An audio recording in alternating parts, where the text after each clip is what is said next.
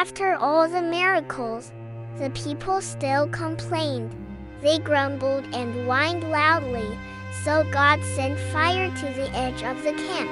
But when Moses prayed, the fire stopped.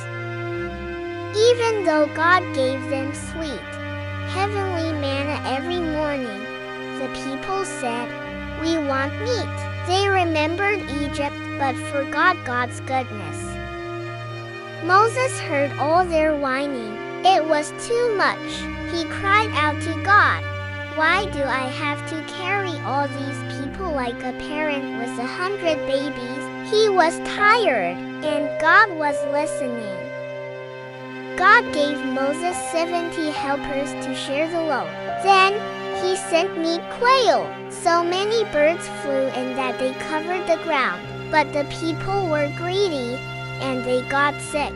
They forgot to be thankful. Miriam and Aaron got jealous. Why should Moses be the only one God speaks to?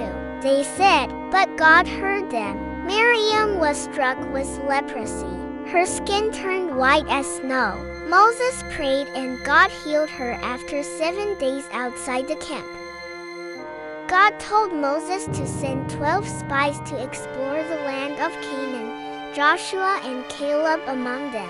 It was beautiful with giant grapes and sweet fruit, but some spies got scared. 10 spies gave a bad report. The people are giants. We look like grasshoppers next to them. They said, only Joshua and Caleb trusted God's promise to give them the land. The people were scared by the spies' bad news. They wanted to go back to Egypt. Moses and Aaron begged them to trust God, but the people refused. God was sad and punished them. They would wander the desert for 40 years.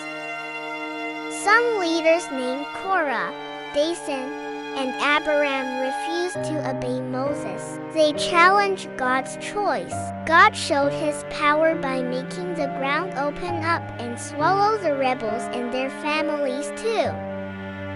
The people were thirsty again in the desert. They complained loudly. God told Moses to speak to a rock to bring water. But Moses, frustrated, struck the rock twice with his staff. Water flowed, but God was disappointed. The people complained again, and God sent poisonous snakes. Many were bitten and got very sick. When they asked Moses for help, God told him to make a bronze snake. Anyone who looked at it was healed. Moses sent messengers to the king of Edom asking to pass through his land. But Edom refused and sent soldiers to block the way. So the Israelites had to travel around, adding many days to their journey. The Canaanite king Arad fought against Israelites and captured some of their people. Israelites prayed to God, and he helped them win the battle. To remember, they promised to destroy the enemy's towns. Israelites faced 2 powerful kings, Sihon and Og. God gave them victory, and they took over the lands east of the Jordan River. This was an important step before entering the Promised Land. The Israelites camped near Moab, ready to cross into the Promised Land. But the Moabite king was afraid and sent a man named Balaam to curse Israelites. Little did he know, God had other plans.